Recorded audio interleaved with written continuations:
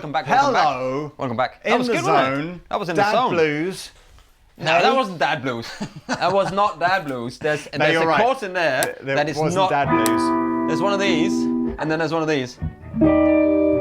Like it. That was naughty. That's not a dad chord. That one, I don't think. but I've never seen any dad play it unless they know what they're doing. I like that. I like that. Yeah, anyway, right. Let's go back to the year that Pete was born, 1961. Hey, let's go back to my favourite number. Not that year. 8 years before that one. 61. That's the one with the. So, look. Who doesn't know? We're not going to give you a history lesson in Gibson guitars and Epiphone guitars, but we might give you a little lesson. So, anyway, everybody knows both these shapes, I imagine, but this one came first. The Les Paul, the signature guitar for one of the most famous guitar players ever, and particularly in that time.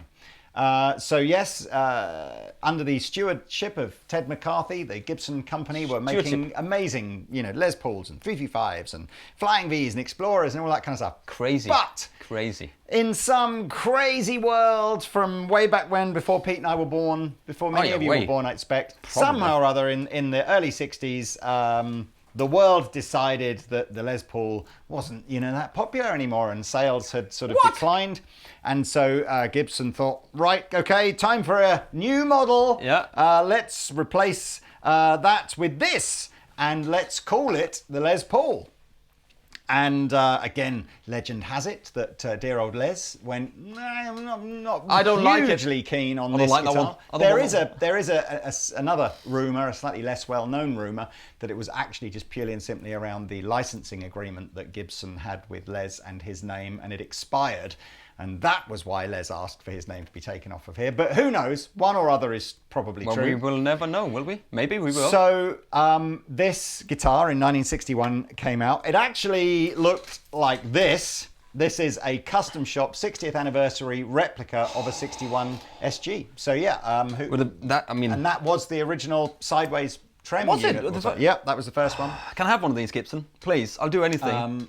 So yes, that was what it looked like originally. Hardtail versions and Maestro trem versions followed.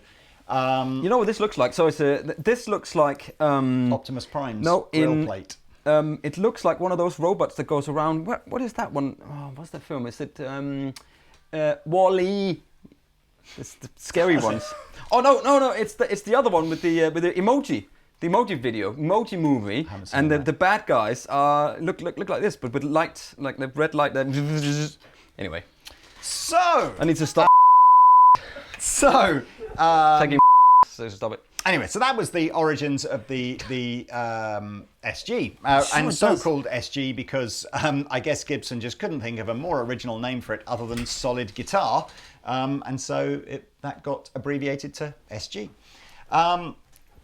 Now, in more recent years, Epiphone have done a tribute to the 1959 Les Paul.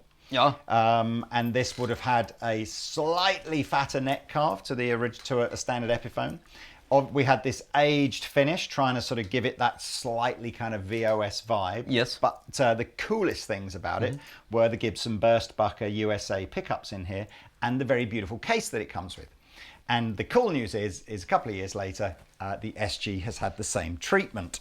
So this is basically, again, a collaboration between Epiphone and the Gibson Custom Shop to do a replica, or a nod more than a replica, I would say, to a 61 SG. Only available in the hardtail version, so a bit too complicated, I expect, to put the trem system on it, but using the Burstbucker 2 and 3 pickups, so proper Gibson USA pickups in here.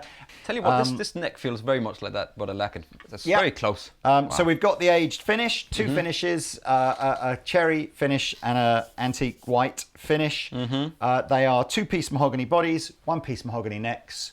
Got the Laurel fretboard, all the good wiring, so CTS pots and all the orange drop caps. So the same as in this one, yeah? Exactly that. Yeah. Hardtail, I think I mentioned that. And these are £100 less than the Les Paul. So this, with the case and everything else, is $649. Do you want to give us some tone I'm still thinking arches? about what that robot is, but I'll get to it at some point. Is he the Wall-E or the other one? It looks like I'm sure it's a Transformer thing, isn't it? Optimus Prime. Or is it who No, was the leader of the Decepticons? Megatron. Megatron. It's the Decepticon logo. Almost. Maybe it's Megatron. Kind of. No. Anyway, I'm sure the comic section would light up with good suggestions. Anyway, yes. Bridge pickup. So what are these? Burst bucker 2 and 3. All right. Wow. 2 at the neck, 3 at the bridge. 2 necks. Just I like that. That's how I prefer it.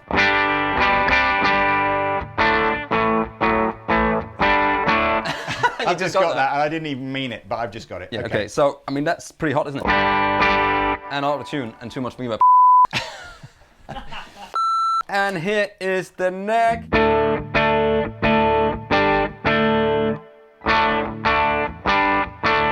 Middle. But you want gain, don't you, really? So.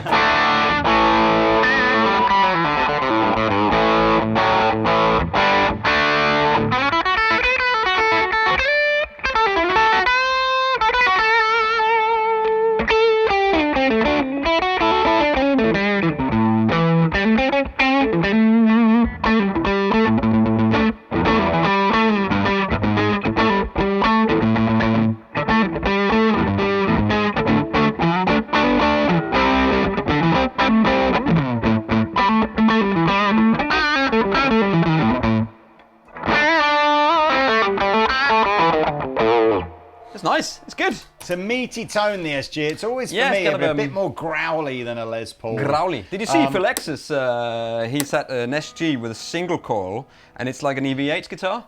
So they've all sprayed it. Go and have a look at his Instagram. Do you know what I rather like about this? And I've only just noticed. They've even nailed the slightly longer scratch plate on the it's not on the 61. Oh yeah, it is. Yeah, on the 60. By the time you get to 64, I don't know why, but the scratch plate has shrunk about a centimetre down here. But on the Epiphone, they've got it nailed on. But people just didn't, in 61 they were playing more like this. And then in 64 they were playing more like this. And then so they just thought, needed that extra bit of and this bit here, this here is super expensive. That bit there in 64 just got really expensive. He's such an expert. Yeah. So instead of and also the screw hole is cheaper to put it up. No, it's not. I don't know why. It is just what it is, isn't it? Why does anything change? So that's the 61 SG. I like this little thing here in the back. Yeah, it's a great guitar. Now, what we thought we'd do for a bit of fun is, by the way, this one here is a 59 Les Paul in a colour that you can't buy from everywhere. In fact, in Europe, I think you can only buy it from Andertons. Yes. But it's the same guitar as the 2 other bursts that they do. But Pete. Yes. Let's just have a little sort of, how close have they got it to this £5,000? Is that what it is? I don't know, actually. I can't remember. I mean, this is a glorious it's guitar. Certainly expensive. And check this out. This is really cool because this this vibrola trem. This is the best trem system anyone ever invented. I mean, So- it's the most useless. I like it because you can have it there. It's like driving an old Discovery.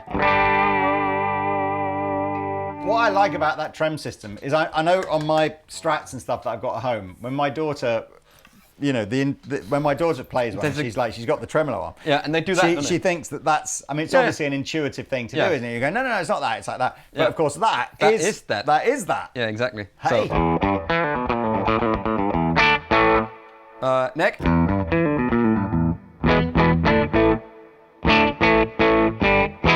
I think there's a little bit more output in them, maybe. Have they got the neck carve and everything? Is it? Neck carve is very. This is satin on this one here. Yeah. It feels like it's kind of a satin. It is.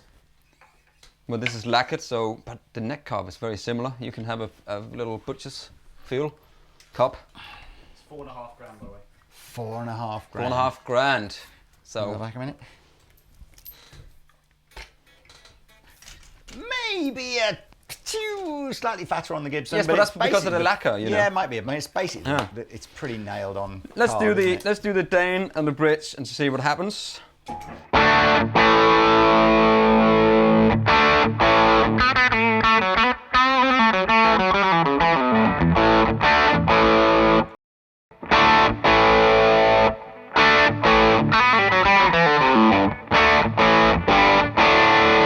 I mean, it's louder, but I think the tone is similar. I'm just going to say it because it's obviously completely psychosomatic, but I feel it.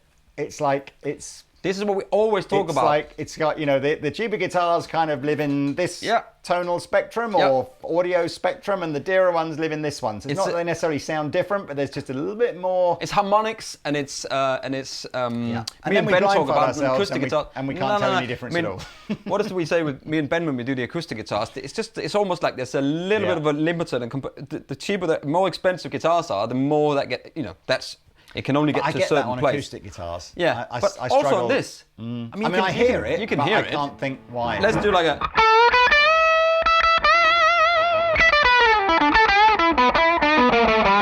Oh, hang on. Let's do neck.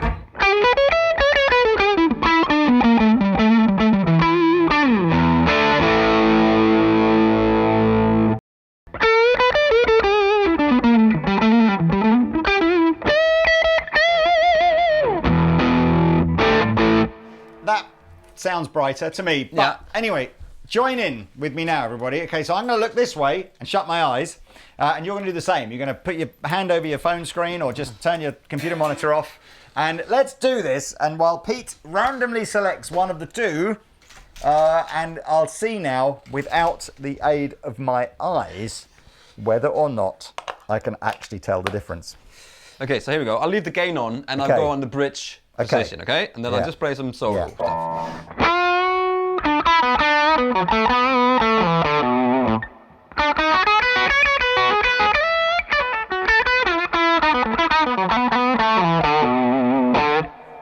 Okay, that was number one.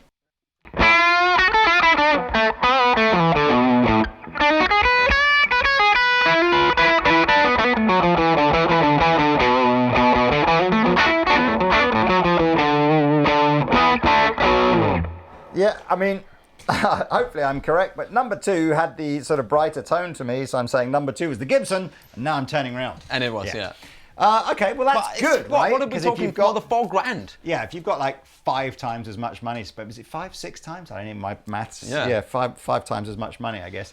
It is. I tell you what I did like about the Epiphone, and maybe this is a slight criticism of the cheaper Epiphone. The regular SG standard from Epiphone has actually got a top on it, or like a wood grain on it, sorry, that actually looks more like the Gibson. Yeah. Except it's a veneer, isn't it? Yeah, and it doesn't go to the edge. It doesn't go to the edge. Whereas the obviously you can't see it on this one because it's a solid colour, but on that, although the grain's not as pronounced, it is just a solid lump of mahogany. That's great. Can I just do something really quick? So let's try this. So I'm staying in that position with Dane on here and on the bridge, and then I'll just play the same thing. So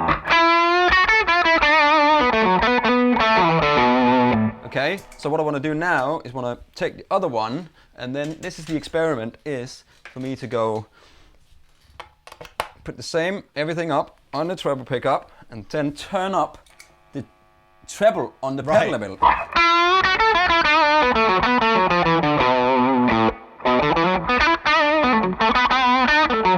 So do you know what? You are compensating for it a little bit. Yeah. There's like a breathiness. Yeah, but it's on the Gibson. That's the kind of, that's what we talk about, harmonics and the depth and all of that stuff. But honestly, if I just do that from, or I turn it up slightly, you know, there's still something in this guitar, but there should be for the extra money. But if you're going, okay, I'll just do that on my treble knob on the amp or whatever, then, you know, I kind of think as well. It feels great to play, you know.